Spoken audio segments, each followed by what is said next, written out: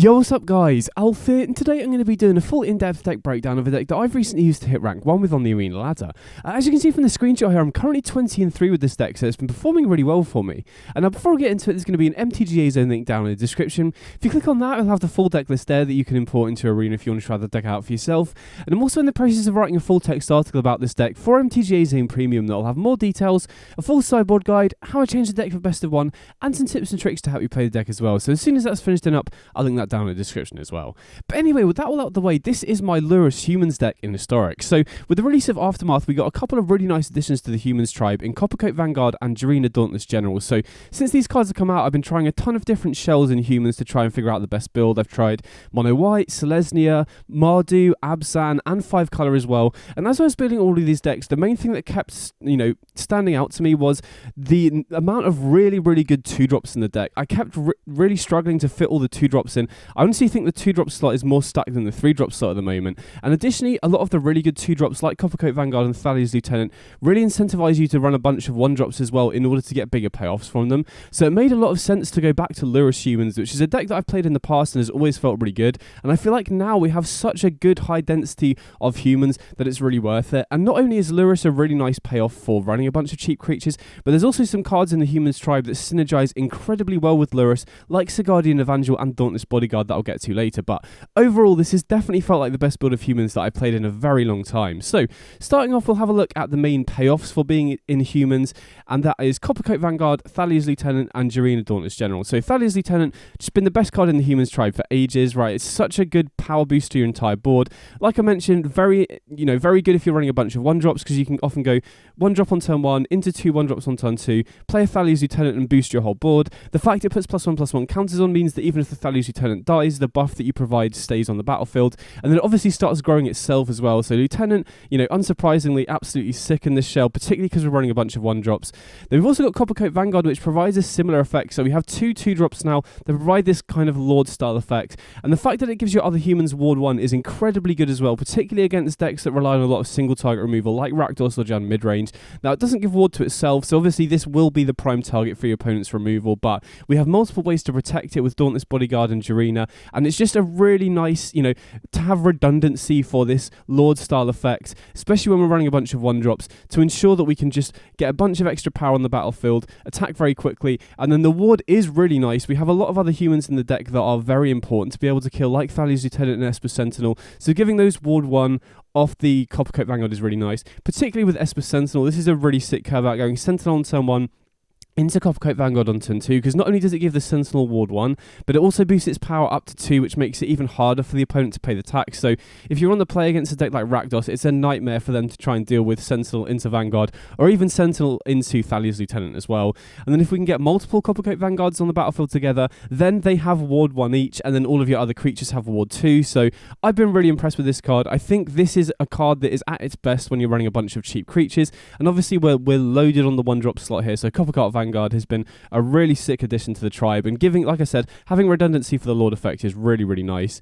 We've also got Jarina Dauntless General, so this exiles the opponent's graveyard on ETB, which is really nice upside, but the main thing we're interested in here is that it gives you a selfless spirit style effect for all of your humans. It gives all of your humans hexproof and indestructible when you sacrifice it, so this is really good, particularly against destruction-based sweepers. So this card is definitely at its best against Rakdos or Jan Midrange, because those decks typically rely on Brotherhood's End post-sideboard as a way to deal with your wide board, right? It's very difficult for them to trade 1-for-1 when you have cards like Esper Sentinel and Coppercoat Vanguard, and when you're going wide very quickly. So having Jarina as a way to protect yourself against destruction-based sweepers is really nice.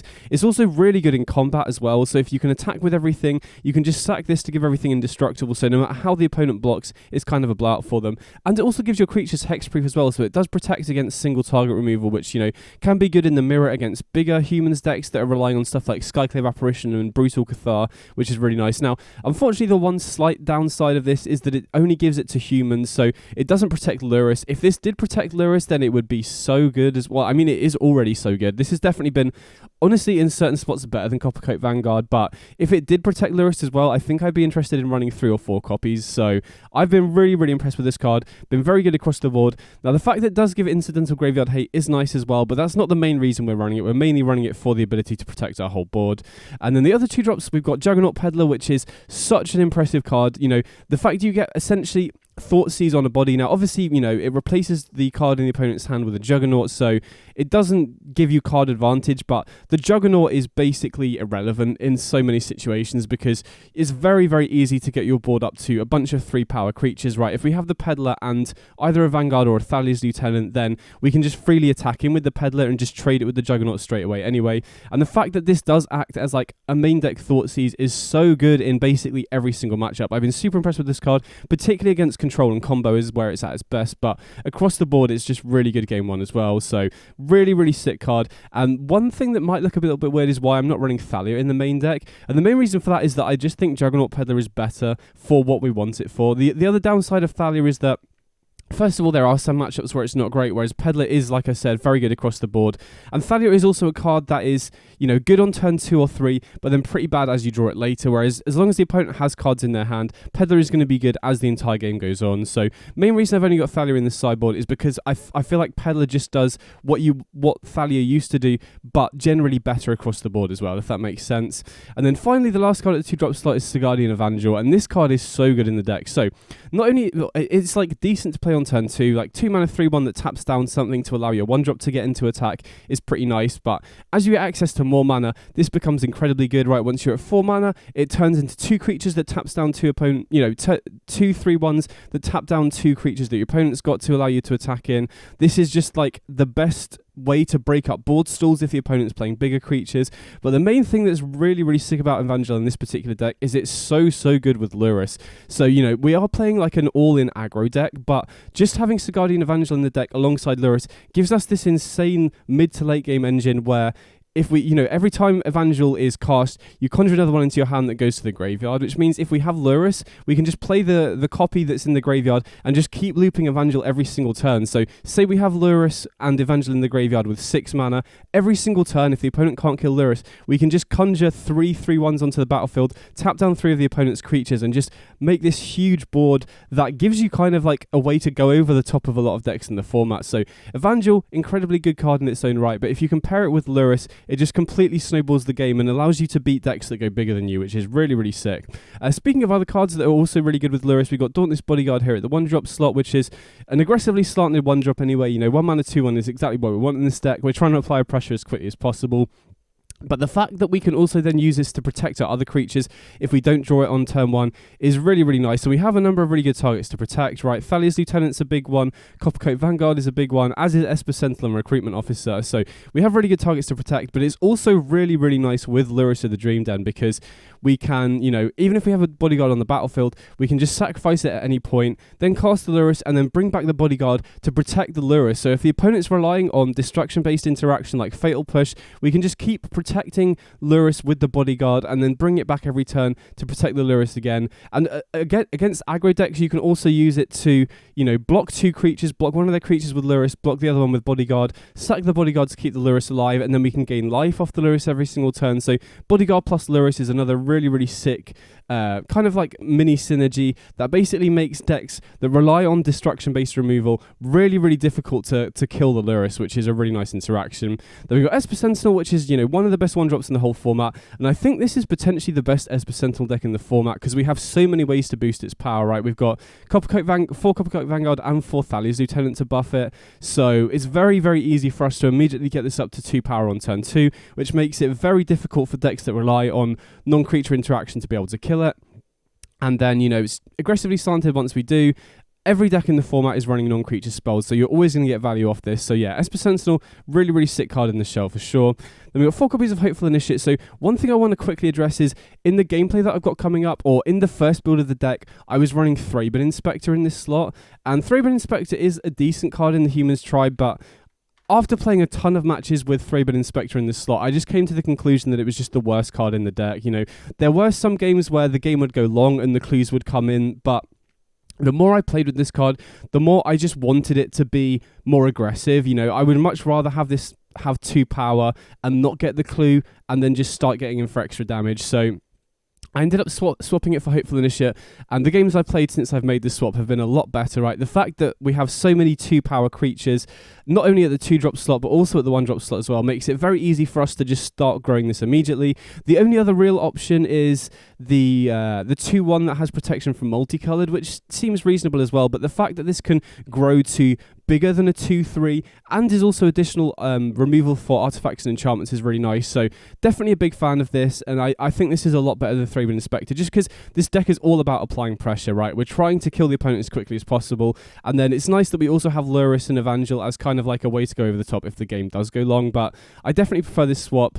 And like I said, it's very easy for us to immediately get this training and make it a bigger creature for sure. And then, like I said, very nice to have main deck enchantment and artifact removal as well. Then we've also got 4 recruitment officers. So again, a very aggressively slanted 1-drop here. And the activated ability on this is really nice to ensure that we don't run out of gas. So if we do get to a spot where, you know, it's kind of an attrition matchup and we've been trading off resources, if we can keep a recruitment officer alive, the activated ability on this just allows us to run away with the game, particularly if we're against another creature deck. Like, I've faced other humans decks quite a lot. It will often end up in situations where you're both stalled on the board, neither player has great attacks, and if you've got a recruitment officer and the opponent hasn't, you just start running away with the game in terms of card advantage, because you can just keep pumping your mana into this every single turn. So I'm a huge fan of this card, both aggressively slanted and allows you to grind into longer games as well.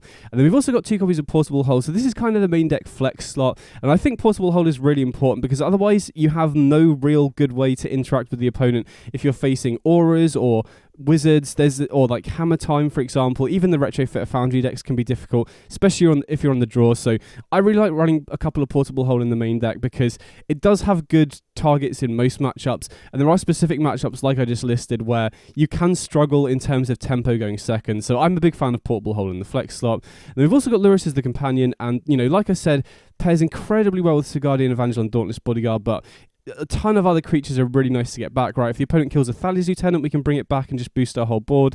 We can bring back Juggernaut Peddler to, you know, act as a Thoughtseize on a body. Jarina also works really nicely with Lurrus. Even though it doesn't protect Lurrus itself, we can potentially attack with everything, sack the Jarina to give our whole board indestructible, and then just recast it to keep doing that over and over again. Obviously, getting back Vanguard is really nice. Getting back Recruitment Officer is really nice as well. So even though it pairs especially well with Evangel and Bodyguard, Lurrus is just such a great addition to the deck. And the really nice thing about it as well is it just gives you natural insurance from Flood, because one of the issues with running an aggro deck that's so low to the ground like this is if you do end up flooding out, you know, that can be a real issue, whereas having Lurrus as a natural protection against Flood is so good in the deck. Speaking of which, we're running 24 lands in the deck, which might seem quite high for such a low curve deck, but getting choked on mana is a real issue developing to this deck, particularly because cards like Guardian Evangel want you to be hitting 4 mana to be able to get multiple casts off this. And like I said, a lot of the game plan, especially if the game does go long, revolves us around getting to Lurrus, so we really want to be hitting our 4th land on curve in most situations, right? The games where you lose most often are when you get choked on mana and you just can't commit enough threats to the battlefield, you know, particularly because we do want to be casting multiple spells per turn because our curve is so low. So I felt like 24 lands has been really good, particularly because we often want to get to Lurrus, and it provides natural insurance against Flood as well. In terms of the actual lands themselves, nothing too special going on here. We have a lot of white-black dual lands to be able to enable us to play Juggernaut Peddler and Jarina on turn 2, and we're not running that many black sources because, you know, we really want to be able to cast multiple spells in a turn, and all of our 1-drops cost white, so we really want to have at least double white as consistently as possible, and that's one of the main reasons why I'm only running 1 Mutavault. Now, Mutavault is obviously a great card in humans because it gets buffed off Coppercoat Vanguard, we can put counters on it off the Thalia's Lieutenant, we can protect it with the Jarina as well.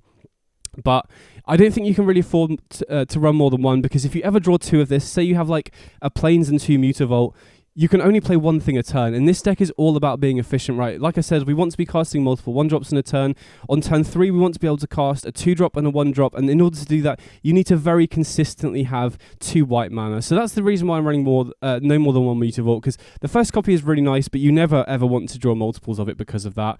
We are running a single copy of Takenuma, which is a single black land, but I think that's been fine from the most part, and Takenuma is really nice in this deck because it gives us a way to rebuy Lurrus, which is really nice. You know, A lot of the time, if the opponent does Thoughtseize or kill Lurrus, that is a big issue, but if we can use Takenuma to bring it back, that's a huge deal. And we also have other good targets to bring back with it as well. And then outside of that, we're also running Iganju because it's basically free to run, and then a few basics as well. So nothing too flashy in the mana base, but it serves its purpose. And, you know, like I said, 24 lands is very important to be able to consistently get to Lurrus, and we want to hit our 3rd and 4th land very consistently for that reason as well.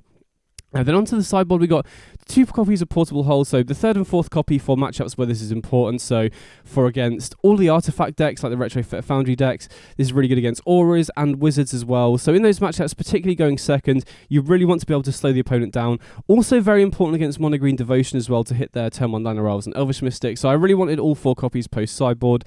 Then we got a couple copies of Cathar Commando, so this is obviously here for artifact and enchantment decks. So Affinity, Thopters, Hammertime. And the really nice thing about Cathar Commando is it works really nicely with Lurrus. We can keep looping this with Lurrus every single turn in order to kill an artifact, which is a really nice synergy as well.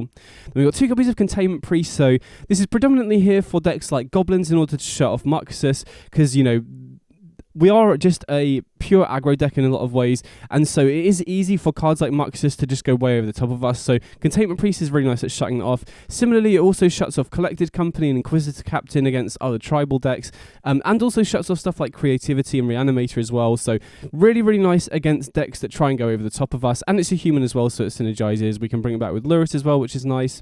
Then in terms of Graveyard Hate, we've got 1 Tormod's Crypt and 1 Soul Guide's Lantern, so I really like this as my Graveyard Hate of choice in an aggro deck. You know, the fact that Tormod's Crypt and Soul Guide Lantern are so cheap means that we can very easily get Graveyard Hate in play without having to take too much mana off to developing to the board, which is really nice. And additionally, Tormod's Crypt and Soul Guide Lantern are really nice with Lurrus because we can keep looping them with Lurrus over and over again. Now, originally, as you'll see in the gameplay, I was running an additional Soul Guide Lantern in place of one of these Brave of the Elements, and having played with the deck a little bit more, I didn't really feel like 2 pieces of Graveyard Hate in the sideboard. I didn't really feel like I needed more than this because Jarina also acts as incidental Graveyard Hate, so overall I feel like 2 pieces of Graveyard Hate is enough. But if you really wanted to improve your matchup against stuff like Phoenix, Kethis Combo or Reanimator, you could definitely consider running the 3rd Soul Guide Lantern as well. And speaking of which, I've got 2 copies of Brave the Elements, so again, this wasn't in the gameplay that you're going to see. This is more of a recent addition to the deck. So originally in this place of these 2, I had the 2nd copy of Soul Guide Lantern, and I was also running an additional copy of Jarina in the sideboard, specifically for the Rakdos matchup, because I felt like this card was really good there, but I didn't really feel like those felt like the most unnecessary cards in the sideboard. And having played with the deck more, I feel like Brave the Elements is really important, specifically against Mono Green Devotion, Goblins and Elves. Now, I haven't faced Elves with this deck yet, but I have faced Devotion and Goblins, and it always felt like a really, really scrappy matchup. And I felt like without Brave the Elements, so much of that just came down to variance. It felt like it was super 50-50, wasn't really in my control, whereas Brave the Elements just completely allows you to, you know, this is just the best card in those matchups, because typically how that matchup goes is the opponent can just stall you on the board fairly easily, and Brave the Elements just allows you to build up a big board, cast Brave the Elements, name red against Goblins or green against Devotion and Elves, and then just attack through. Like I said, I haven't faced Elves yet, but I have to imagine that matchup is basically unwinnable without Brave the Elements, so I felt like it was definitely worth running these in the sideboard, because I feel like Devotion and particularly Goblins are common enough that it's worth dedicating some sideboard slots just to give you kind of like a trump card in that matchup, if that makes sense. And we've got 2 copies of Thalia here, so this is predominantly for control and non-creature-based combo like Charbelcher and Creativity. Now, like I said, I'm not running this in the main deck, even though it is a decent main deck card, because I feel like Juggernaut Peddler is better, and I also feel like Thalia just isn't great if you draw it past turn 2 or 3. It's obviously not great to draw in multiples either, but I definitely wanted to have access to it in the sideboard, and so, you know, against control and Belcher and stuff, I tend to just board out a Portable Hole and board into Thalia, and it works really nicely. And then finally, we've got a couple copies of Dire Tactics. So I wanted some additional removal that can take out bigger creatures. And I also just wanted a slightly higher density of single target interaction for matchups like Wizards and auras and stuff like that. And then, you know, the fact that this can kill bigger creatures gives us an out to Serra's Emissary, allows us to kill stuff like Shieldred, which is really important. So Typically, against the Rakdos matchup, I tend to board out of Portable Hold because the only thing that really ever hits is maybe Bloodtithe Harvester or the 2/2 from Fable of the Mirror Breaker. And then we can bring in Dire Tactics to be able to kill their Shieldreds and their Cruciuses and stuff like that. And, you know, against any other deck that's running bigger creatures, this is really important as well. So that's a deck I felt really, really happy with this. You know, I've been trying different Shells of Humans out for a while, and this just definitely feels like the best version of the deck. Having played Humans for a long time, I've always just felt like the deck is better off just going as low to the ground as possible, and I particularly feel like with the addition of Coppercoat Vanguard, we now have a high, you know, enough redundancy for this Lord style effect that we're really paid off for doing so, and I feel like Lurrus fits really, really nicely into the shell. I feel like we have such a great selection of sideboard cards that give us good tools for basically every matchup, and the deck is so aggressive and fast that we can punish any clunky starts from the opponent as well, and we also have a naturally good matchup against the slower decks anyway. So that's the deck. Definitely let me know in the comments if you've got any questions at all. Next I've just got some gameplay. I've got 5 matches with this deck that I was playing on the ladder so you guys can see it in action. Like I said, give me a shout in the comments if you've got any questions at all, and I hope you enjoy the gameplay. Big up.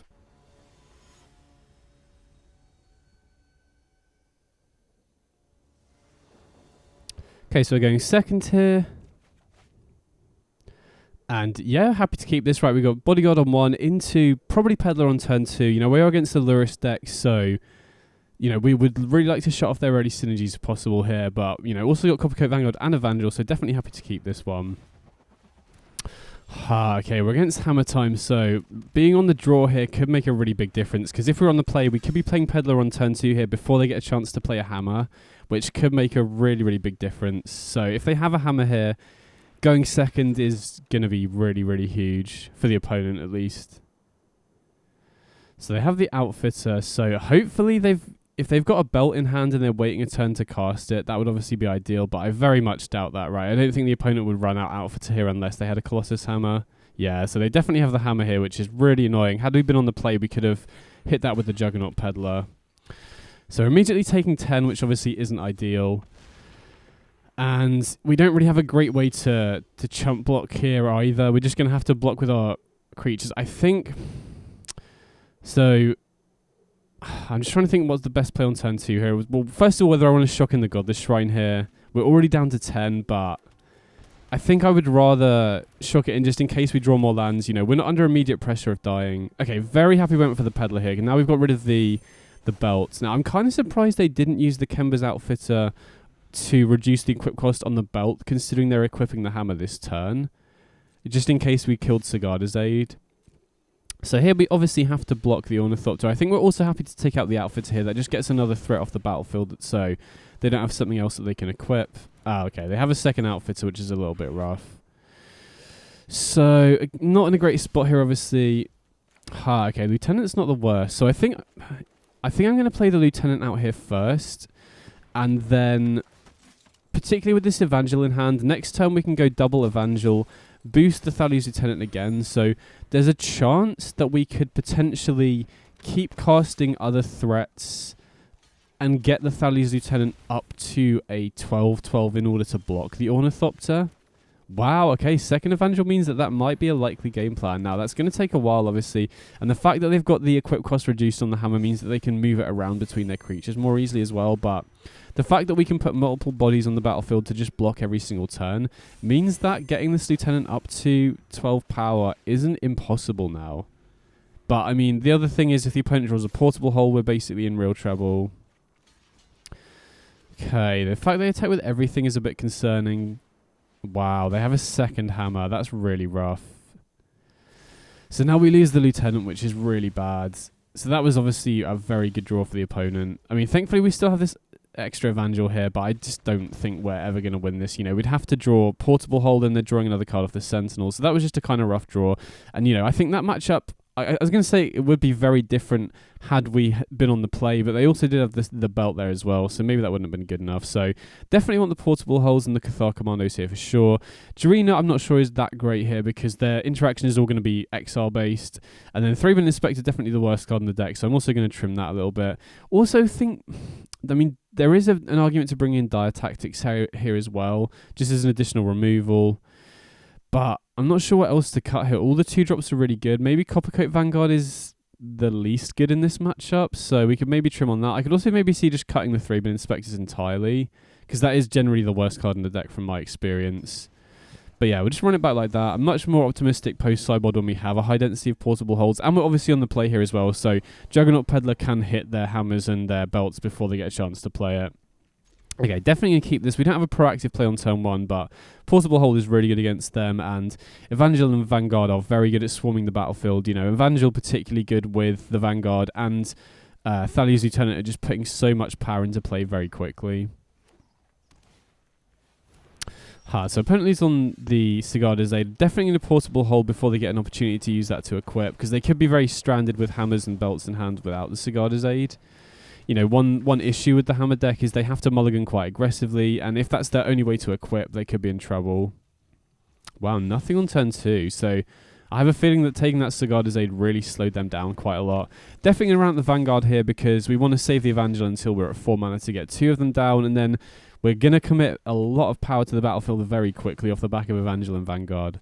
Wow, they just put Lurrus into hand. I mean, we're very happy to see that. So they must have a hand that was very reliant on the Sigarda's Aid. Or it's kind of a sketchy keep from the opponent. So definitely going to run out the Evangels here. That puts 8 power into play for next turn, which is huge. And then we have a second one, so even if they run out the Lurrus here, we can tap it down and force through a bunch of extra damage. So how much power have we got into play here? We've got 13 in play, so we can basically win here, right? Even if they play 2 creatures, we can just tap them both down with the Evangels. So this just shows the power of the fast starts this deck has access to. Okay, so they play Lurrus. They have another creature here. Doesn't really make sense for them to shock in the Temple Garden without that. Okay, so they got Portable Hold for the Vanguard, so that does remove a decent amount of power from our battlefield, but I think we still have... I was going to say I think we still have lethal with Evangel plus Mutavault, right? That would be exactly 10 damage, but we also drew the Lieutenant here, so that's also another way to win, slightly quicker. So yeah, definitely much happy with how this game went, right? When we have more disruption for their proactive game plan, it's a lot easier. So yeah, that felt a lot better. Obviously being on the play is going to make a difference, particularly with cards like Juggernaut Peddler, but just going to run it back here.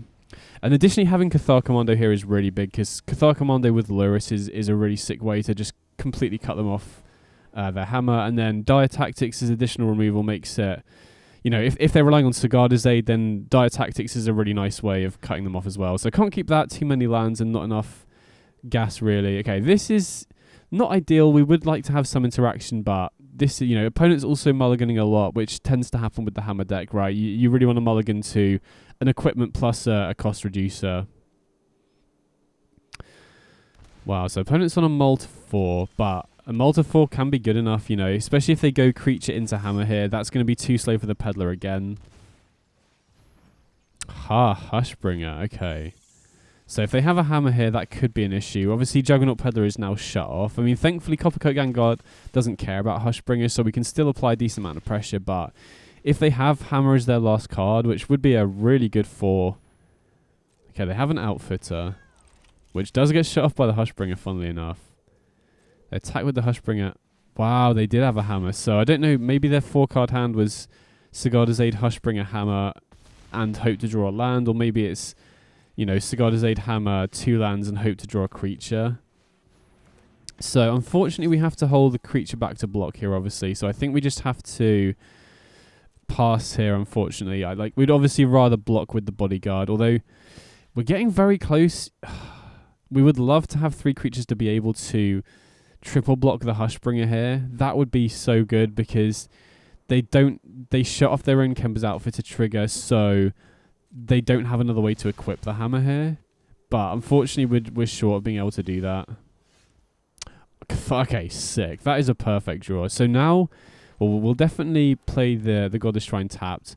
Now we can block the Hushbringer while it doesn't have flying because of the hammer, and then kill the hammer with the Cathar Commando. Oh, I've just realised I've punted. I should have flashed in the Cathar Commando first and blocked the Kemper's Outfitter. So, oh yeah, that was a real punt, because if they drew a second hammer, we just lose the game now. And additionally, this 2 damage could end up mattering, so... Oh wow, they have all the Rand's escapes. But yeah, I definitely did make a mistake there. I should have flashed in the Cathar Commando to block the Kemper's Outfitter first. I mean, thankfully we have Lurrus, which can get back the the Cathar Commando, which seems like the only real way to survive here. But yeah, that was definitely a punt on my part last turn, because we would have just lost to another hammer off the top. But them ripping that Lurrus Escape is really problematic. So again, we're dead to another hammer off the top, but I don't think we can play around that. We'll block the Hushbringer here, and then next turn we can go Lurrus into Cathar Commando.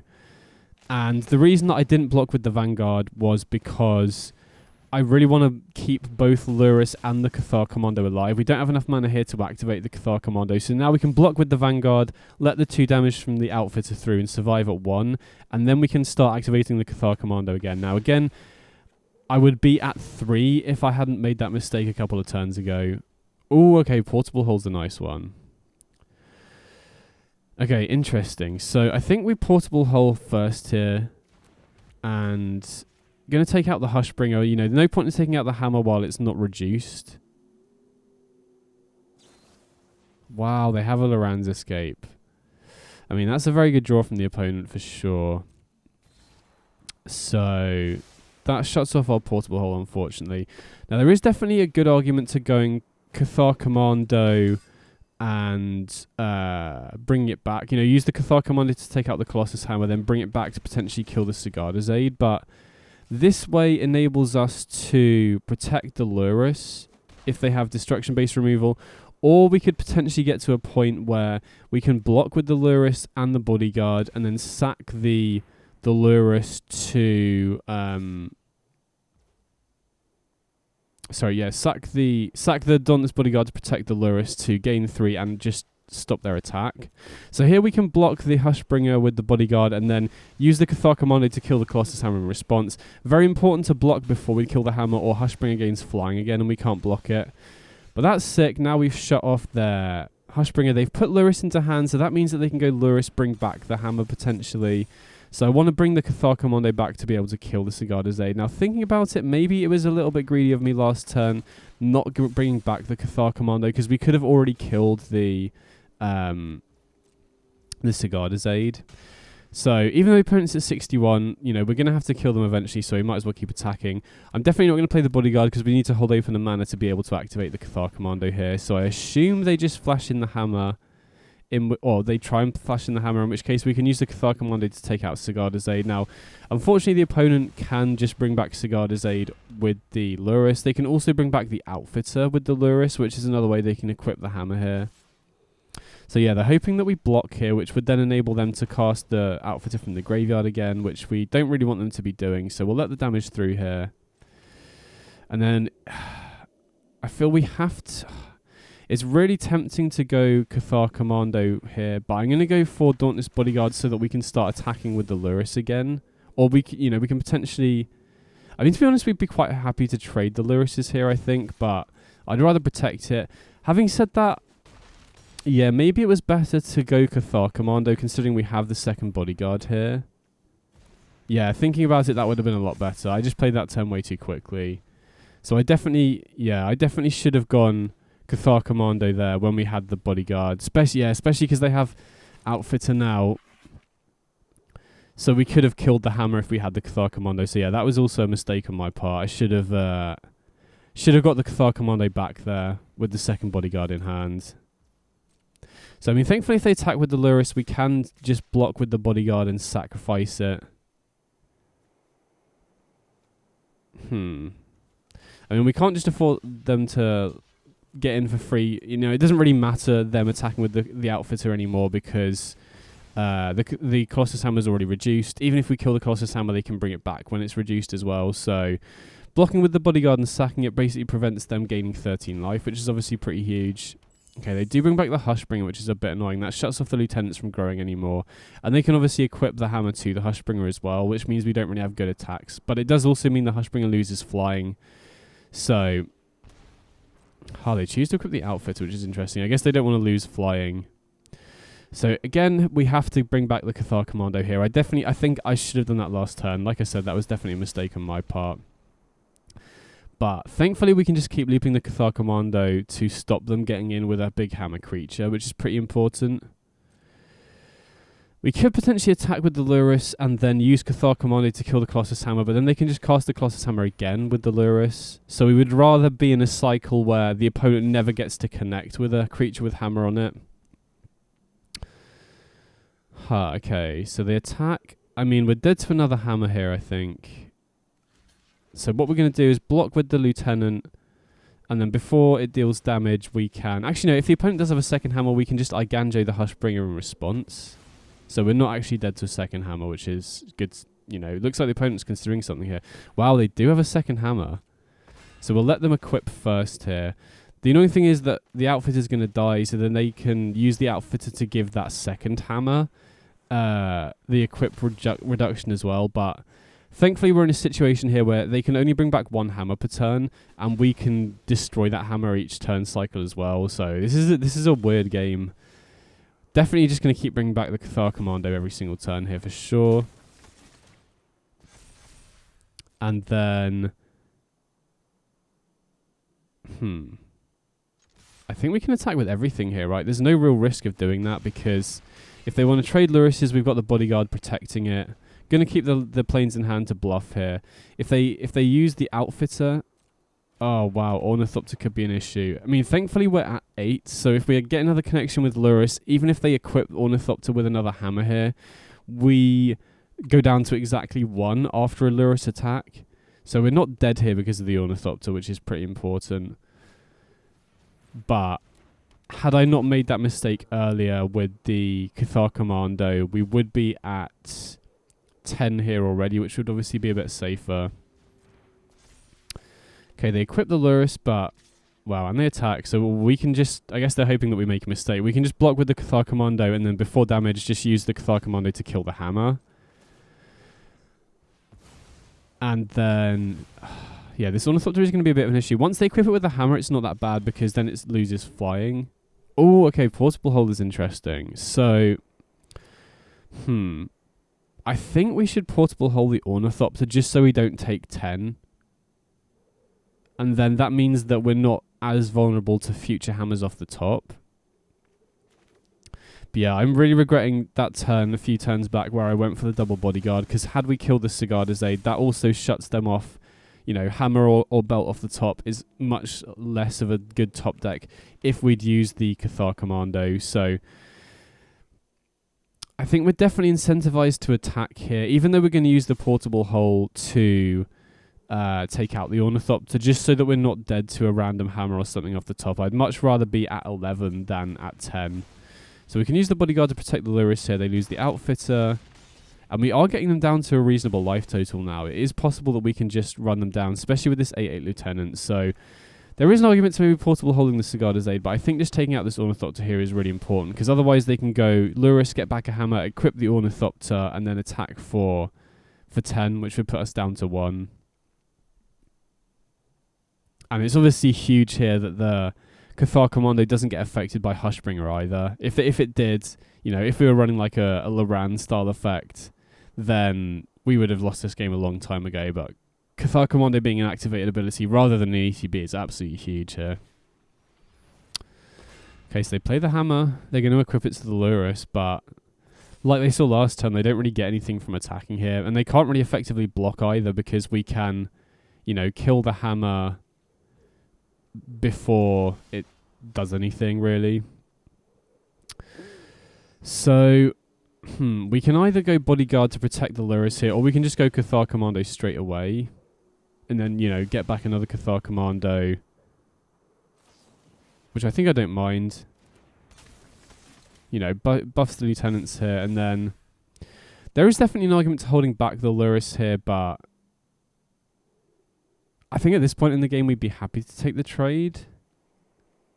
But then the other thing I'm worried about is another hammer off the top. Yeah, okay, so I'm very happy that I brought back the Cathar Commando just in case they had that second hammer. So that's obviously a good draw for the opponent, but it's not going to be good enough here, right? We can just kill the hammer with the Cathar Commando. So they go down to 2. We've got the Mutavault here. So yeah, this has been a weird game, but it looks like we're going to get there unless they have something weird off the top. Yeah, we can kill the hammer. We can also just chump block with the Cathar Commando. So even if they draw another hammer off the top, that's not going to be good enough. Okay, they've got an outfitter. They give the new hammer the cost reduction as well. Okay, land. So we should just win this now then, right? They're hoping we make a mistake. We just block with the Cathar Commando, kill the hammer. And now they're just dead on the backswing. So, yeah, that was a weird game, but we managed to get there. Sweet, nice.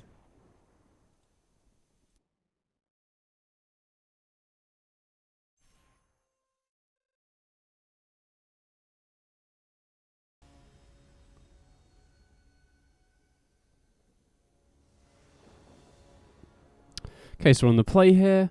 And yeah, this sounds great. Right, turn 1 Esper Sentinel is so good against a lot of decks. And then we can go potentially Coppercoat Vanguard on turn 2, which, you know, not only buffs this Esper Sentinel to a 2-1 to make it harder for the opponent to pay the tax, but also gives it Ward 1 as well. So Gigantha could be a number of things. Could be Is It Wizards? Could be Reanimator potentially.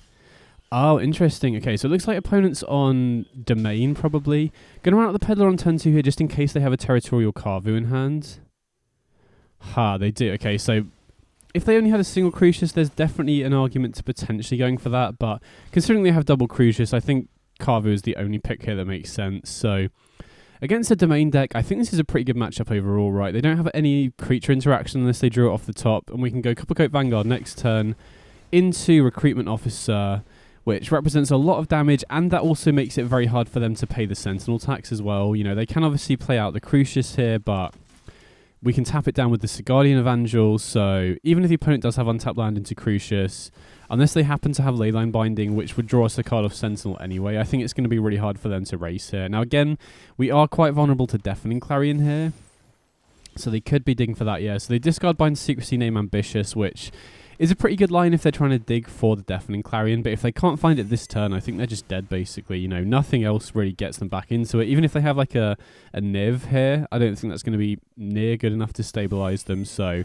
tap down the Crucius, puts them down to 4 here. So yeah, they need Deafening Clarion or bust here, basically. If they don't have the Clarion, we just win, I think. Or I guess like if they have any sweeper. Yeah, sweet, we got there, nice. So that felt pretty good. These are the sorts of matchups that humans are very good against, though. So against Domain, I think we want the extra Jurina, and I think Thalia is also going to be good in this matchup. Although having said that, they do have Crucius and Carvu, and the draws where they have them make Thalia not that great either, particularly if they do run Niv as well. But I think we probably want at least the first copy. If I wasn't running the third Jurina, I think I'd be more interested in the Thalia. I think I am actually going to run...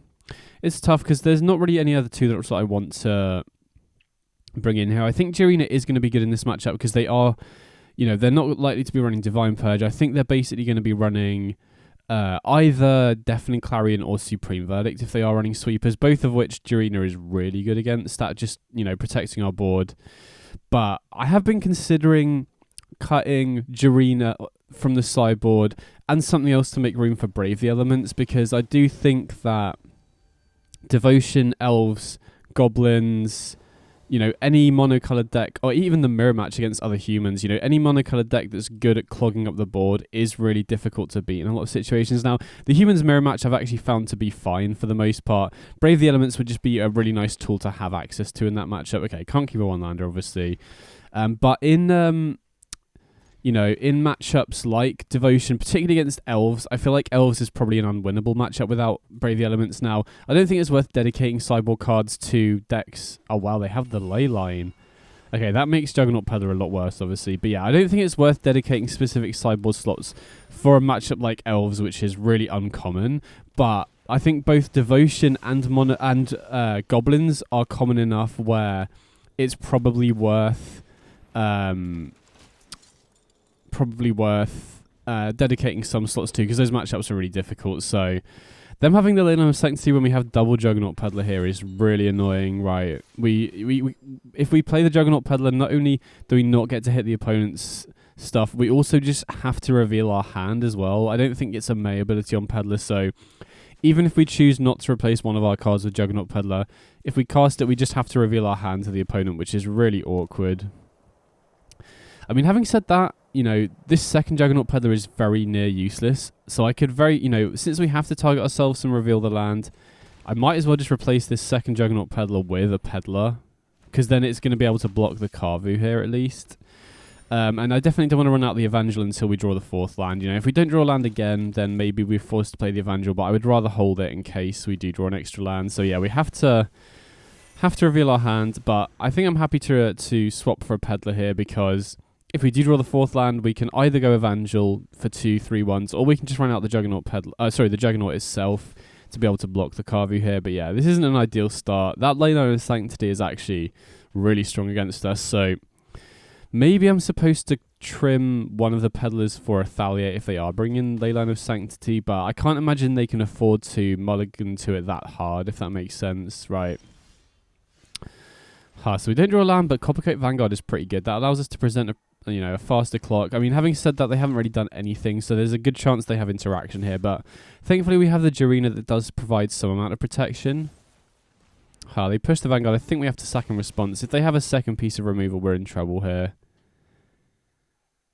And they have mana for Lightning Helix, so if they have that, we're super far behind. Yeah, they do have the Helix, so that's really bad. They go back up to 20, and we're on the back foot now. We've got 2 cards that we need the 4th mana for. I think we have to block here, because if they have removal for our blockers, say they draw a Clarion or they have a Niv, we're basically dead on board. So I think we have to chump block here just to stay, so we're not within range of dying to another Carvu hit or a Niv if they have that. Okay, they play a tap land. Wow, miss a land drop again. So I think we could go Evangel Sentinel. We could also put Lurrus into hand.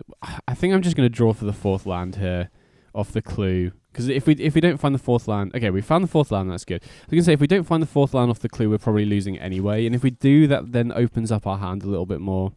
I don't think we can afford to attack here, because I think I want to chump block the Carvu with a Thraben Inspector. Like I said, I don't want to go down to 5, because then we're in range of just dying to Carvu or Niv. And I want to keep the Sentinel alive if I have the option. And at this point, the opponent's at 16. Getting in for 1, it's just too risky, I think, because they are a very removal-heavy deck. So, yeah, say we'd attack with the Thraben Inspector. I guess they would push the Sentinel here either way, but we wouldn't really have good options back to block. Okay, so they attack with the Carvu. And they're fixing their hands so much as well. So yeah, I mean, I'd be very surprised if we win this one. But I'm going to play it out. We do have some outs. If the opponent does just draw lands, then, we can potentially block the Carvu with the Juggernaut. And then, okay, especially now we're drawing another land, I think I'm incentivized to go for the Juggernaut here. Because then if we draw the 6th land, we can play Evangel for 3 creatures. And if the opponent does completely brick off the top, then we've got a chance then, at least. Oh, yikes. There's the nerve. Okay, so now we're on a 2-turn clock. And now I am very glad, obviously, now that we didn't go down to 5 off these Carvu attacks. Okay, only 3 cards off the Niv, but they're pretty good cards, right? Well, they choose not to attack. I guess they don't want to trade the Carvu with the Juggernaut. They're going to wait for us to attack with the Juggernaut because we have to.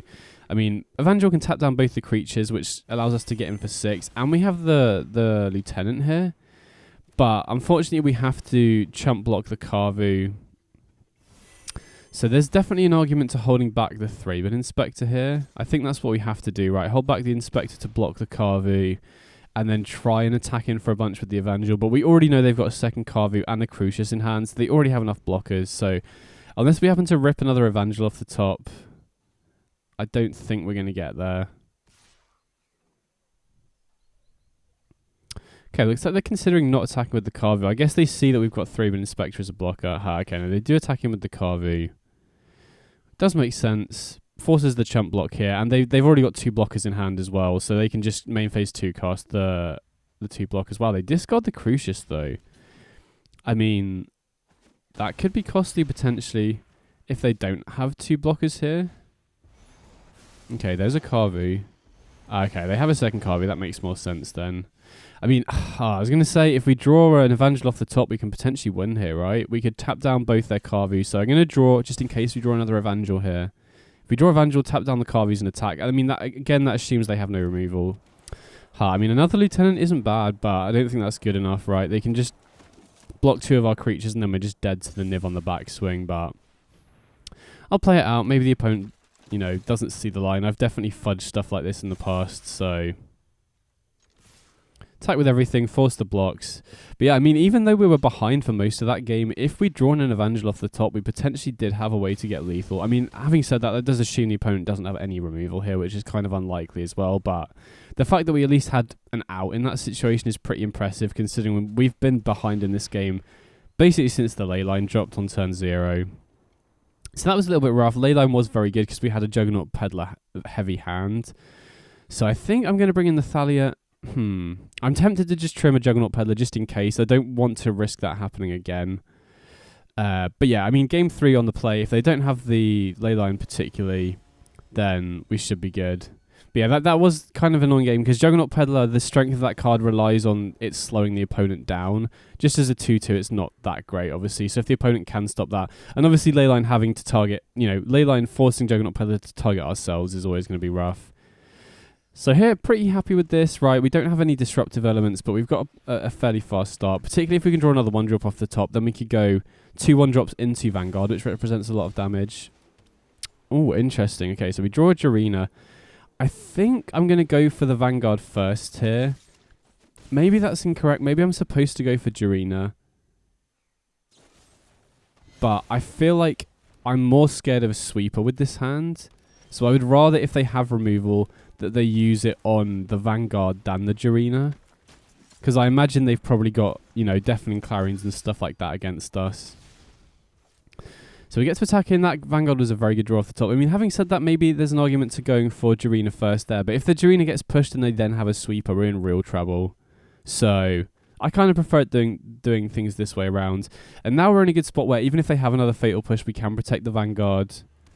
And Jarina should be really good here at protecting us even further. So, I mean, at this point, there's definitely an argument for going for another Vanguard here. If they do have a Clarion or something, we get to keep one of the Vanguards. But, I mean, at this point, we're representing so much damage that I think it's better to just get Jarina into play. So, that if they do have a sweeper, we get to keep, Actually, yeah, this is definitely better this way around because we have 8 power in play. If they do have a sweeper, we can just sack the Jarina. And then we have the other Vanguard to guarantee lethal next turn. So, unless they have Divine Purge here, then we should just be good to win. So, night and day difference to game 2. Obviously, being on the play makes a difference, but I think them having a Leyline and us having a lot of Juggernaut Peddlers was definitely a problem that last game.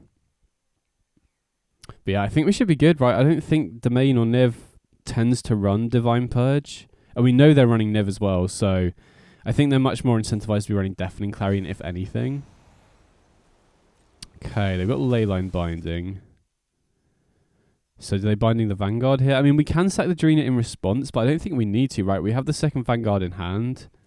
So even if they have another piece of removal, we should be good to win. Even if they have a creature to block like a Carvu here, we should be good to win as well. Right, they would need Carvu plus untapped land into Fatal Push. But even then, the untapped land, if it's a shock land, will put them in lethal range as well. Okay, they do have the Carvu, but if they have a shock land here, we win. If they have a tap land here, we win. So yeah, sweet, we got there, nice. So we just run out the Vanguard here. And then even if they block, all of our creatures have 3 power, so we have exact lethal here. Sweet, we got there, nice.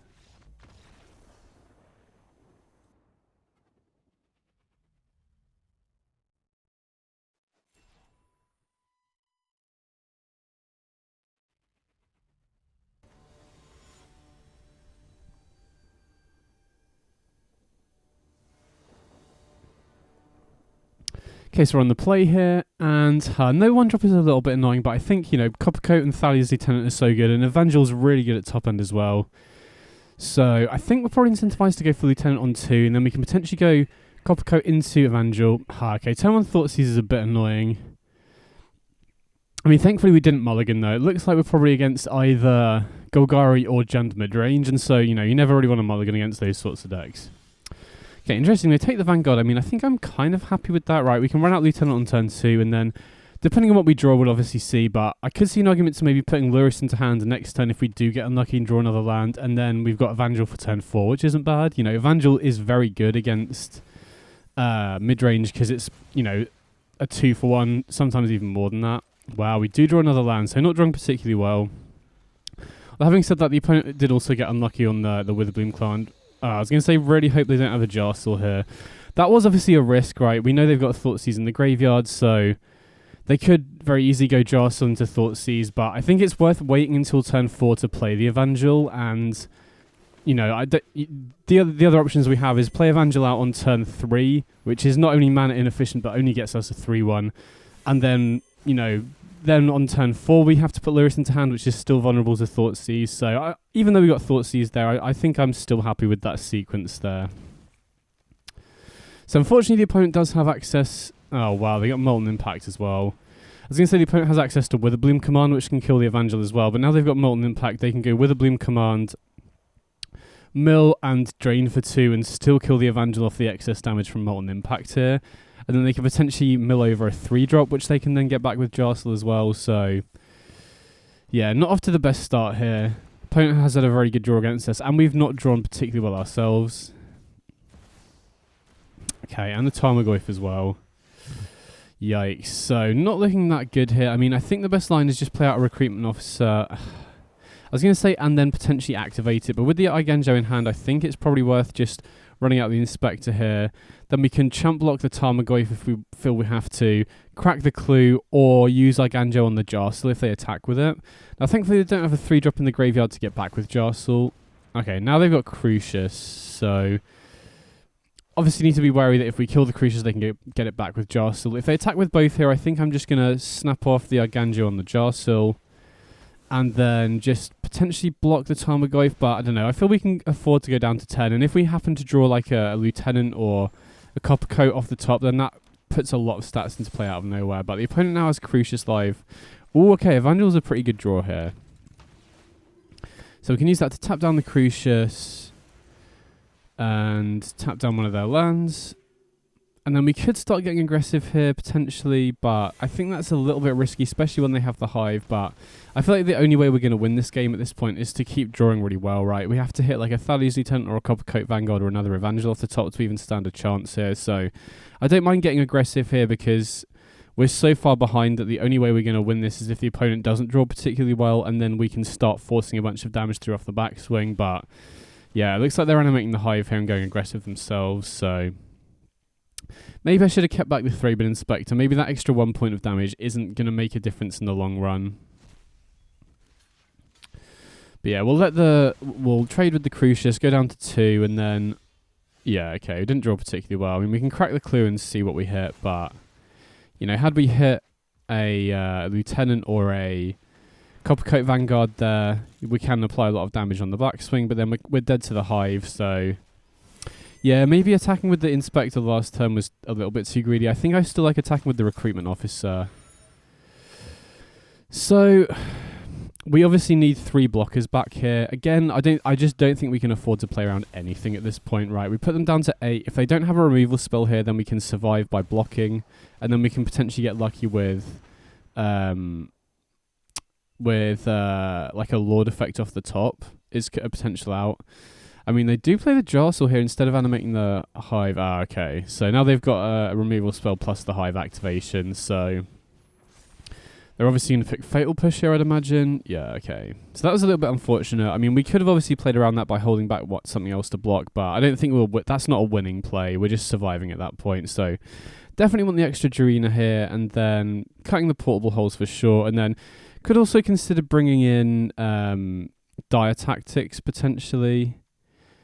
That does seem pretty good against a lot of their creatures, particularly if they're running stuff like Shieldred. And then we have got a lot of 2-drops now, but I think that's fine. We've still got like 16 1-drops. I think I'm going to trim a Copper Coat Vanguard. It is obviously good, but I think everything else at the 2-drop slot is probably slightly better. Now, again, I have been tempted to trim Jarina for Brave the Elements, which would make sideboarding a lot cleaner, right? We just cut 2 portable hole for 2 Dire Tactics in this matchup, which seems pretty good. Okay, I mean, we don't want a mulligan in general against these Thoughtseize mid-range decks, but having Sentinel on turn 1 into 2 1-drops seems pretty good, right? Even if they do have a Brotherhood's End, we can protect the Sentinel, which is a really good card in this matchup. So, going to attack first, because I think there's a chance they might fatal push the Esper Sentinel in response to the Bodyguard. So, getting for the 1 damage before they see that we're going to go for this line. Ah, okay, they don't fatal push, which is good. So now they're in a tough position where if they have removal, it's almost certainly going to be taxed, and we can protect the Esper Sentinel as well. Now, Molten Impact on the Sentinel would still be annoying here. We do get to draw a card off it, but they will have the excess damage lying about. So that would probably be the play I'm most scared of now. Okay, no red mana on turn 2. That's good to see. So yeah, I mean, I feel pretty good about this start, right? We have a lot of power in play already. We have a Sentinel as well, so that taxes a lot of their removal. And obviously we can protect the Sentinel, so... Okay, they just pass, which is interesting. Okay, we draw Dire Tactics, so we'll attack and see what they do. I think we're probably just going to be putting Lurrus into hand here unless they do something crazy. Although there is potentially an argument to holding open Dire Tactics to kill Crucius or Jarsil. Now they've played Fatal Push, I think we probably should hold open the Dire Tactics here. Just so if they do have... I don't know actually. I think I'm just going to run it out. If they do have another Fatal Push, we get to draw cards and protect the Sentinel as well. So they could very well have Jarsil here, but if they don't Thoughtseize us, then we can potentially go Lurrus. So yeah, there is an argument to holding Dire Tactics here for sure to kill Jarsil or Crucius, but if they don't have those two, then it's kind of a waste. And additionally, even if they do, we get to draw a card and we get to go Lurrus as well. If they have Thoughtseize here, that's kind of an issue, but that does kind of waste the excess damage. So yeah, last turn, definitely a close call, but I think putting Lurrus into hand here was probably the right play. So we're going to lead on attacking with the Sentinel here. Okay, it doesn't look like they have anything, which is obviously great. Now we can get Lurrus into play. So one thing I always do when I'm playing is I pay very close attention to how quick Arena passes priority, because if it goes straight through, I know the opponent doesn't have anything. And so if I'd noticed that they do have something there, they were representing Fatal Push, but Arena basically just gave away they didn't have anything. So that basically told me that the coast is now clear to go for Lurrus into Dauntless Bodyguard, which is great because now it's very difficult for them to kill the Lurrus while it's protected with the Bodyguard. Wow, they use the excess damage to take out the Sentinel. That is a surprise. I mean, I'm pretty happy to see that because they could have potentially gone for Lurrus, forced us to crack the Bodyguard. That kind of tells me, since they went for that though, that they probably don't have an additional instant speed removal spell in hand that can kill Lurrus. Because if they did, they could have gone Thoughtseize, excess damage on the Lurrus, and then killed the Lurrus in response. So, and the Thoughtseize is pretty ineffective because we can just bring back whatever they discard with the Lurrus as well. Okay, Scavenging Ooze, I mean, we're very happy to have the Dire Tactics in hand to get rid of that before they can start exiling the stuff that we have in the graveyard. So we can kill the Scavenging Ooze here, and then we could go for Lieutenant, but I think I prefer playing it safe here and going for the backup Bodyguard. Because now, even if they have two removal spells, they're not going to be able to kill Lurrus. And if they can't kill Lurrus, we're just going to run away with the game. Even if they have a second Ooze, they're only going to have one green mana open. So I feel pretty good about this spot now. And they're down to 6 already, so... Okay, so they do have Crucius here, which is going to help them dig towards removal. But I think it's going to be really hard for them to beat this, particularly because we can just get Thalia's Lieutenant back here, which is representing a ton of extra damage, right? If they don't have a way to kill one of our creatures here... Okay, they try and fry. We'll just activate the Bodyguards. So now I'm very happy that we have 2 Bodyguards here, because if we didn't have the second one, they could potentially kill Lurrus next turn with something like a Molten Impact. But yeah, we'll attack with both. If they want to block the Bodyguard, I think I'm going to Iganjo the Crucius here. And now we're still protecting the Lurrus going into the opponent's turn. And we put them down to 3 as well. So even if the opponent has a Brotherhood's End here, we can still protect the Lurrus. So Bodyguard plus Lurrus is really solid in this matchup for sure. Okay, they have a Goyf, so... I mean, obviously it depends what their last card is here, but... Okay, we drew a Sentinel off the top, which is huge. Now we can go Bodyguard, protecting Lurrus again, and then we can run out the Sentinel here, and now we have, 3 lethal threats, so even if the opponent does have a piece of removal here, we should be good to win. Unless it's like a Noxious Grasp or something like that. But we'll see. Okay, looks like they have something, but again, needs to be some way for them to gain life here, I think, is the only way that I can think of for them to survive this. And even if they do have it, we should still probably win next turn. Yeah, okay, so that was much better. Lurrus plus Bodyguard is so good in this matchup. That kind of highlights it. So, I think I'm pretty happy with how I sideboarded there. That felt pretty good overall. Dire Tactics put in work there. I mean, we use it to kill Scavenging Ooze, which Portable Hole could have also killed, but obviously the great thing about Dire Tactics is it not only can kill Crucius and Jarsil, but also stuff like Shieldred as well, which we can struggle to deal with. But yeah, overall, having played this matchup a few times, it definitely feels close, but some of our cards are really hard for them to deal with. If we have Sentinel on one, if we have Jarina, you know, if we can set up Lurrus plus Bodyguard like we did last game, it's so hard for them to win. Obviously, with cards like Molten Impact and Brotherhood's End, some of their draws can also line up quite well against us, but overall, it's a winnable matchup for sure. So being on the draw here is obviously going to be slightly harder, but we've got Sentinel into Vanguard. Obviously, we generally don't want to mulligan at all because of Thoughtseize. Although, having said that, if you're playing an aggro deck, I'm not sure exactly how true that is, because whenever I'm playing Rakdos or Jund, I typically board out of discard spells against aggro and board into more removal, but I've noticed a lot of people still keep in their discard spells against aggro, so not a guaranteed thing. So Molten Impact is a little bit rough here. I think because of that, it's probably too risky to like. I would prefer to go Recruitment Officer and Thraben Inspector into Coppercoat Vanguard, but I feel with the Molten Impact damage there, that's too risky to go for, because otherwise the opponent can just, you know, use Fatal Push and then kill both of our creatures. Bodyguard is a nice draw here, so even though they do have the excess damage here, I think I'm just going to run out all 3 creatures, and then even if they do have Fatal Push here, we'll still be left with 2 creatures in play, and we're protecting Coppercoat Vanguard, which is the best creature. Plus, now everything has ward. Oh, wow, they just missed land drops. Okay, sick. I mean, we'll take that.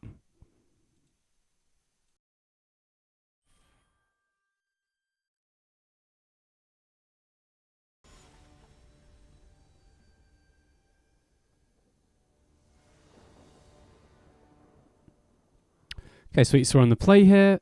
And yeah, a bit annoying to have Painlands, but this is definitely a keep for sure. We have a lot of cheap creatures and, you know, double Coppercoat Vanguard. If we do keep drawing lands, then Guardian of Angel on turn 4 is really sick, particularly with these Vanguards. So yeah, potentially very aggressive start here, particularly if we can find the 3rd land, right? We can go Inspector on 1, into Vanguard on turn 2, into Inspector and Vanguard on turn 3, which seems really sick. So definitely run out the Inspector on 1 here.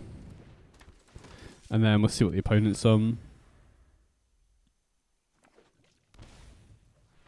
Okay, we're against Merfolk, so very happy to be on the play here for sure. We can start, you know, I think being on the play is a big, big advantage in this matchup. So puts them down to 16 already, and we have a lot of Lord effects. Like, we would really like to draw a land here. I think a land off the top would be really huge. Okay, they do have Hexcatcher. I mean, I'm kind of glad they're being aggressive. Okay, perfect. So we found land, so we can go Inspector into Vanguard, and then we represent a ton of damage. Now, it is a bit annoying that we're taking damage off the pain lands, but even with that, I think we should be winning the race fairly easily here. Even if we miss another land, we've got Coppercoat Vanguard coming down again next turn. Even though they're unlikely to run removal, even if they do, everything has ward. Okay, they go for Rejury. Oh, okay, Jarina's an interesting one. So I feel like now we can just freely attack, and you know, they're kind of forced to block here. Well, they are forced to block, and we can just give everything indestructible. If they let it through, they're going down to 9, so yeah, I feel like they're forced to block with multiple creatures here, and then Jarina just gives everything indestructible. So even though Jarina is, like, mainly I was excited for it against Brotherhood's End, this just kind of highlights that it's really, really good in combat as well. So I think it's, you know, even if the opponent has Collected Company, I don't think they're going to be able to win from here. Yeah, sweet, we got there, nice. So this is definitely going to be a matchup where we're racing, so we do want extra removal here. We want Portable Hold and Dire Tactics. I also like Containment Priest here to shut off Collected Company, because that is probably their best tool against us. Juggernaut Peddler I'm not thrilled about in aggro matchups, and even though Jarina was good there, I don't, you know, it's only really going to be good when we're ahead, I think. Although I guess it is pretty good, you know, giving our creatures indestructible to block as well, but I feel like the interaction is more important, and we need to have, you know, all of our proactive pieces intact to be able to race. So I think like Jarina should be good in this matchup still, but I think the stuff we're bringing in is better. No lander, obviously can't keep this. Okay, this looks pretty good though. Just trying to think what we want to put back. I mean, maybe it's a little greedy, but I think we can probably put back a land here. I was definitely thinking about the Sentinel, but then the Sentinel becomes worse. You know, then the Thalia's Lieutenant becomes worse if you put the Sentinel back. I definitely want to keep both Portable Hole and the Dire Tactics. So, I mean, I hope I don't get punished for putting a land back here. If we get choked on mana, that's going to obviously be quite annoying. Okay, so I have Silvergate Adept, sure. So now we've drawn another 1-drop. I think we're just going to run out both recruitment officers, and then Thalia's Lieutenant next turn is going to be pretty impactful, I think. Although having said that, I don't really know if I want to be attacking into Silvergull Adept with any of my creatures. Or maybe if they don't play anything else this turn. But yeah, if they play the second Silvergull Adept, then playing the Lieutenant here makes our recruitment officers into 3/2s. Well, they're missing land drops, which is obviously great for us. But either way, going to run out the Lieutenant here, and I still don't think we have great attacks here. I'm not happy trading recruitment officer with the Silvergull Adept, but I think we're fine to just, you know, wait here. Okay, so they've got the Shoreline Scout, so that's going to find them the third land, and it's also going to give them a green source. Okay, Master of the Pearl Trident. So I wouldn't mind trading now. Okay, sweet. So we drew a land, so we're not as choked on mana anymore, and I think I'm going to go Portable Hole on the Master of the Pearl Trident, and then probably just going to run out the Dauntless Bodyguard here, hold this Dire Tactics for another Lord.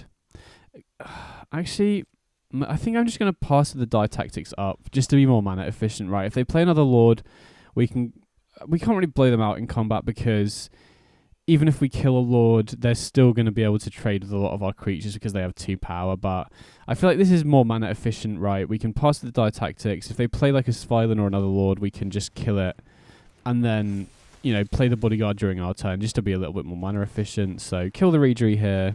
They don't attack, which makes sense. Okay, Mutavault's quite nice, because now we can go Bodyguard, probably protecting the Thalia's Lieutenant here, and then we can put Lurrus into hand as well. And we don't really have anything great to bring back with Lurrus yet, but we do have... So I don't think I have great attacks. Was considering it though, but yeah. Even if we don't find anything good off the top for Lurrus, we can just sack the Bodyguard and then cast Lurrus and then bring the Bodyguard back, protecting the Lurrus, which is going to be really good as well, because typically Lurrus protected by Bodyguard is good against interaction, but it's also good in combat because we can block 2 creatures, sack the Bodyguards to give the Lurrus indestructible, and just keep looping it, particularly against a deck like Merfolk where they're unlikely to have that much removal. So I think I'm happy to go Lurrus here, and then we could obviously go Thraben Inspector, but I think I prefer just going for that line I mentioned where we sack the Bodyguard to protect the Lieutenant, and then just recast it here, and now we can protect the Lurrus. So if they have got Savage Swipe, which is a card that, if they're running in the sideboard, they're probably bringing in against us, then we've got good protection from that. Now, having said that, Merfolk does often rely on bounce spells like Fading Hope or Brazen Borrow, which Bodyguard doesn't protect against, but we're not really too concerned about that, because if they do have a bounce spell, we can just recast the Lurrus. They're shocking the Breeding Pool. Interesting. So it'd be interesting to see if they go for an attack here. Okay, they got Mind Sling. I mean, thankfully that can't steal the Lurrus, but it can steal the Esper Sentinel or the Bodyguard. I mean, makes sense they go for the Esper Sentinel because we can sack the Bodyguard to protect against that. Okay, they attack with the Sphylan. I mean, I think I'm pretty happy here just to block with the Lurrus and protect it with the Bodyguard, because I don't think we're going to be using the Lurrus for anything else, and this just gains us 3 life every turn if they keep attacking with just the Sphylan. Okay, land isn't the best draw, but that does mean we can start activating the recruitment officer if we wanted to, or we could just go for the Thraben Inspector, which then grows the Lieutenant and allows us to draw off the clue. I think I prefer that. Definitely don't want to tap out of white mana, just in case we draw a 1-drop off the top, we want to be able to cast it. Another land, okay. So maybe if I was going to go for that line, I probably should have cracked the clue before I played my land for the turn, just in case we drew the Courtyard. Hopefully it won't end up mattering, but we'll see.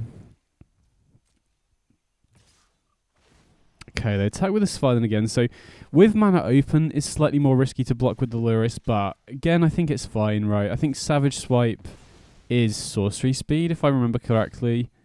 And so we're not really going to get blown out in combat by using the Bodyguard. Now, if they happen to have Graveyard Hate, that could be a little bit of an issue, but... Oh, wow. Okay, Evangel is sick. Like, this is the perfect draw, because now we can start looping Evangel with Lurrus, and that's going to be so hard for them to deal with. Now, this might force them to start attacking, right? Because this is such... Unless they have Graveyard Hate, this is going to be a really strong end game. Because basically what we can do in this spot is...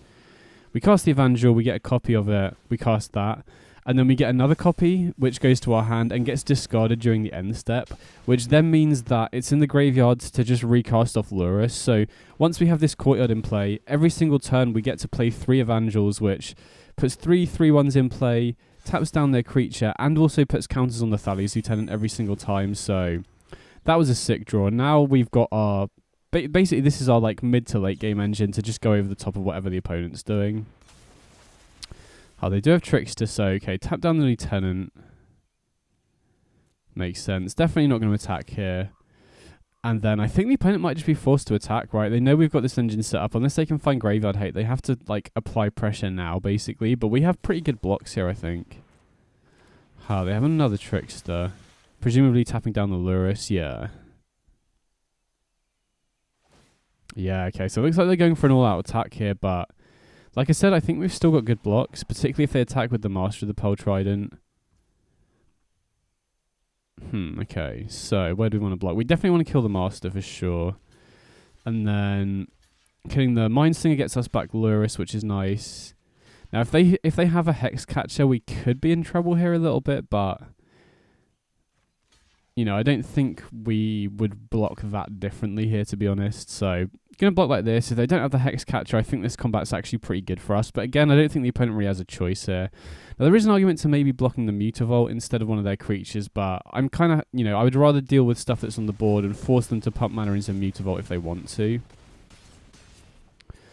So we go down to 11 here, but unless they have a way to stop Evangel, I think we can still overwhelm them on the board. We draw another Evangel, so I mean that's pretty good, but I don't think it's going to end up mattering if we just keep casting them from the graveyard.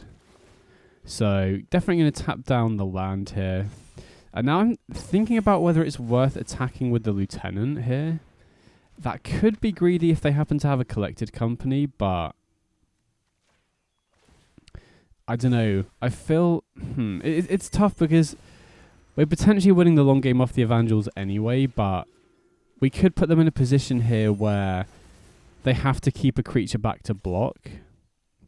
Right, we attack here. If they don't block with the Trickster, then they go down to 7.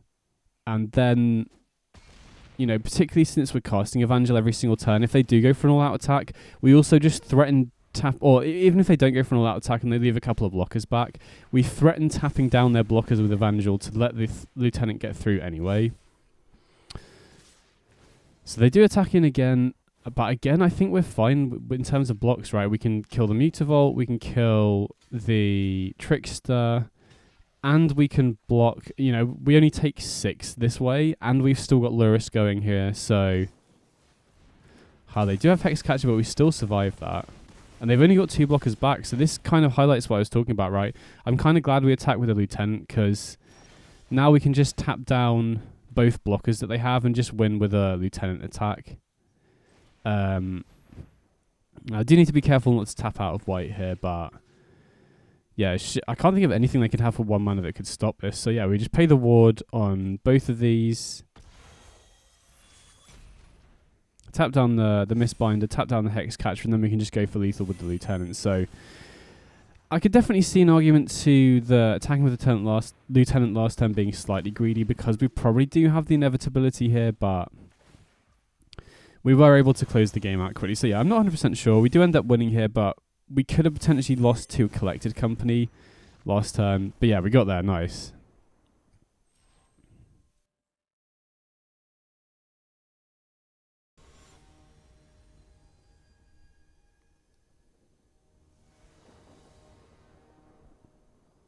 Okay, so we're on the play here.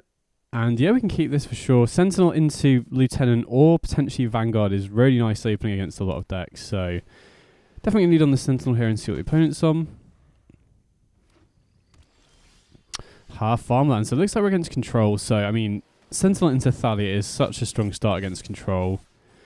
So really hoping we don't get choked on mana here, but even if we do, we've still got Jarina, which is a really good way to protect against removal. Okay, Juggernaut Peddler is also very good. Now, they could have changed the equation here.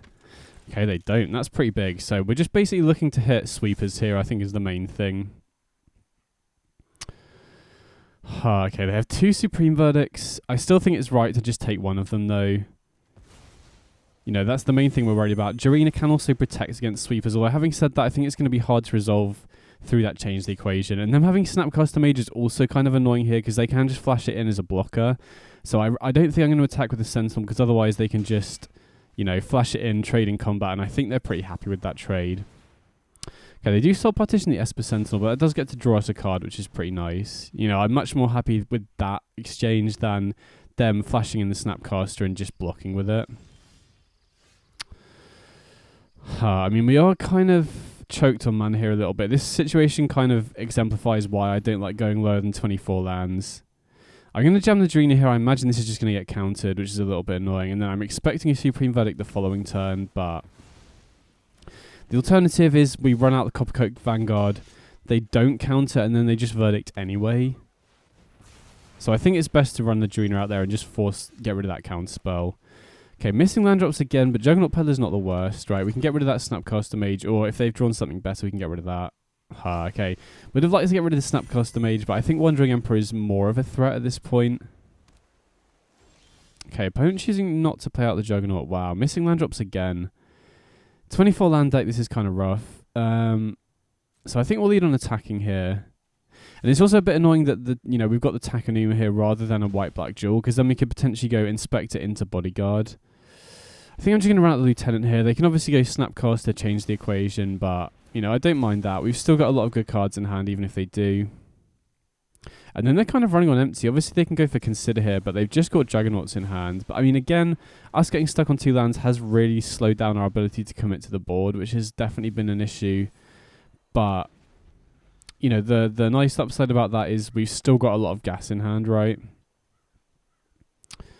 Okay, opponent has Field of Ruin. Wow, they're going after Takanuma. I mean, that's actually a good thing for us, right? It gives us that second white. I mean, if we end up drawing a black spell off the top, then that's a little bit annoying. But we've already gone through, a good amount of Juggernaut Peddlers and 1 Durina, so I don't think we've actually got that much left in the deck. Okay, sick. We find the 3rd land. So now what do we want to do? I think we definitely want to go Coppercoat Vanguard, probably into Bodyguard, and then we can... We have got Portable Hull for the Snapcaster Mage, but I think I really want to avoid doing that, because the issue then is that turns any of their March of Otherworldly Lights into a Snapcaster Mage. So even though it's basically the only target that we have in their whole deck for Portable Hull, unless they have Search, Res, Canter, I really want to avoid using it, because like I said, if they have a Fragment Reality or a March of Otherworldly Light, they can just get back Snapcaster, which is a big problem. Okay, now we're unlocking mana a little bit more, which is great. We can go for Sigardian Evangel. If they have a counterspell, we can just go for Thraben Inspector instead. And this way it taps down the Snapcaster so they can't trade with the Coppercoat. Looks like they're considering something though, so maybe they have a counterspell here. Okay, Memory Deluge. So I guess makes sense, because if they finally change the equation, they might want to use that on the Evangel. Okay, resolve. So I think with the first one, I'm going to tap down one of their lands just to shut off Change the Equation or any other 2 mana stuff. Okay, they do have a Consider. And they've been a Memory Deluge, so that's a little bit rough. Then with the second one, we can just tap down the Snapcaster Mage, and they're not going to have anything for 1 mana that can stop this. And then we do represent a lot of damage, right? They have been taking damage over the course of the game. They're already down to 5, so... They kind of need a sweeper here, and we're protecting the Vanguard, so even if they have a Supreme Verdict, we survive with a pretty impactful creature. They main phase the Snapcaster Mage, so I assume they get Verdict here. That's the only thing that really makes sense, yeah. So that is a little bit annoying, but that does deal with both of their Snapcaster Mages, and we get to keep the Vanguard around, so we can potentially go for Sentinel. Now, getting Lurrus into hand is... nice. Lurrus, it can be very good in this matchup, but I don't think we can afford to let our foot off the gas in terms of putting creatures into play, because if they go to Fairy Minus or to Fairy Untap here, we need to be able to attack it down. So typically in this matchup, you want to get Lurrus into hand if you've already got enough stuff on the board where you don't want to overcommit into a sweeper, but you have spare mana. And that situation hasn't really occurred in this game because we were stuck on 2 lands for so long. So if they have another sweeper, that's going to be kind of rough, but considering they had to use main phase Snapcaster Mage to get a Supreme Verdict last turn, I have to imagine they don't have a sweeper, so they'd have to draw one off the top here for it to be good enough, and they're already down to 3. We have 3 lethal threats in play, so... Okay, they go for Teferi, so they're going to... Wow, they just scoop it up. Okay, so even though we got choked on mana for a lot of that game, we still managed to get there. I mean, having said that, this should be a good matchup, right? Humans has always been very good against control. This is definitely a matchup where we want the Thalias for sure. And we definitely don't want Portable Hulls. We can hit Snapcaster Mage with it, but like we saw last game, we really don't want to have to do that, because if they kill the Portable Hull, they just get another Snapcaster activation, which is really bad. And then just looking for a single cut here. Probably just going to trim and Thraben Inspector. You know, like I've said a few times though, I am definitely considering trimming Durina from the sideboard for Brave the Elements, and in which case, again, sideboarding in this matchup is very simple. We just cut the portable holes, bring in 2 Thalias, and then I feel like the deck is very well set up against them. So even though we have got quite a few lands, we have got a really nice curve out here. We can go Recruitment Officer into Thalia, into Vanguard and Bodyguard, and we have Lurrus as well. You know, it's much less risky keeping hands with, you know, 3 or 4 lands because we have Lurrus's Flood Insurance. Definitely jam Thalia on turn 2 here. They could very well have changed the equation, but, you know, Thalia is at its best the earlier you get it down. So, yeah, they do have changed the equation, which is a bit annoying. I think if that Thalia resolves there... Oh, wow, we drew another one. But yeah, if that Thalia resolves there, I think we're in a really good spot. So I'm going to attack with the Recruitment Officer first, see if we can bait out some interaction to clear the way for Thalia. Okay, they wait, which makes sense. Going to jam the Thalia. Again, they could have another counterspell here. Wow, okay, consider that's a good sign. That probably means they're trying to dig towards a counterspell. Okay, second consider, so they're just trying to make use of the mana before Thalia starts taxing stuff. Okay, they do flip over a Deluge, which is a bit annoying, but, you know, it's still early doors. They're so far away from that. And we can now protect Thalia as well, which is pretty huge. Now, they could... I was going to say they could have Divine Purge, which would kind of be the worst case scenario here, and they do have it. So there's an argument to just jamming Thalia again here, but I kind of want to apply more pressure because the risk of just going Thalia is it's not as much pressure on the battlefield, so the opponent could potentially go, you know, I guess that would stop them playing Teferi this turn as well, so maybe it's better to go Thalia, but I prefer getting more stats into play here, and then we can potentially just jam Thalia this turn, which I'm going to go for now, just so if they have a Wandering Emperor, they have to cast it now, and we kind of know about it at that point. But yeah, I mean, I think it was close last turn. I could definitely see an argument to jamming Thalia there, because it is a card that is better the earlier you get it down, but this way the clock is just increased, so I think I do prefer going Vanguard Bodyguard, because we just put them on a much faster clock at this point.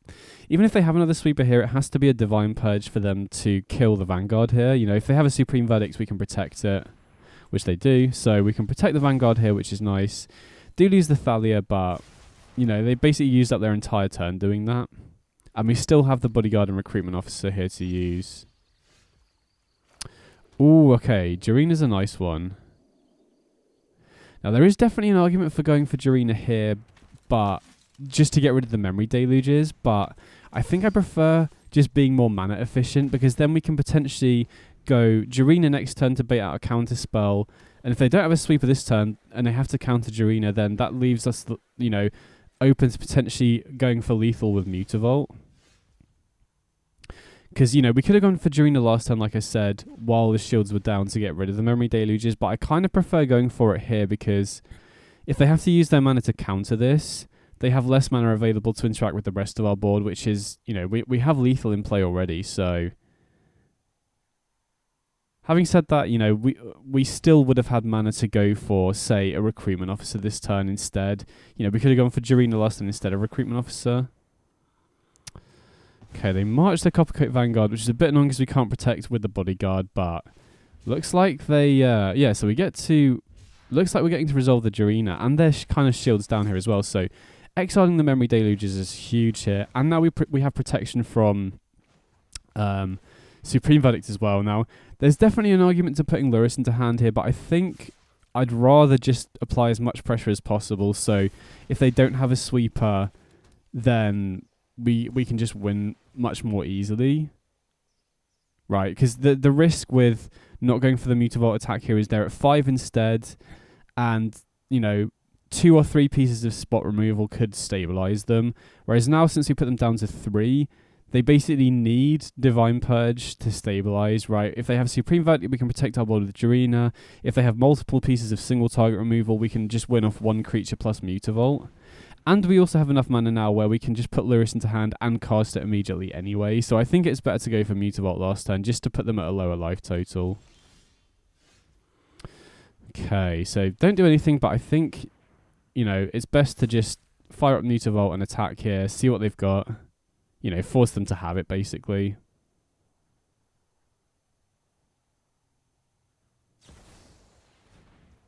Okay, so Snapcaster Mage is a bit of an issue because that works as a blocker and a piece of interaction. So presumably they're going to use Archmage's Charm on the Recruitment Officer here. Archmage's Charm can't target lands, so they can't steal the Mutavault, and it doesn't make sense for them to target the Bodyguard either because we can just sack it in response. But if they do this, they've only got 3 mana available. We can sack the Jarina in response, which we definitely will do here because them stealing Recruitment Officer shuts off lethal for us. So we'll crack the Jarina, and then they need another piece of interaction now to stabilize, basically. Okay, sweet. So it resolves, and yeah, I was going to say we should be good here. Nice, we got there.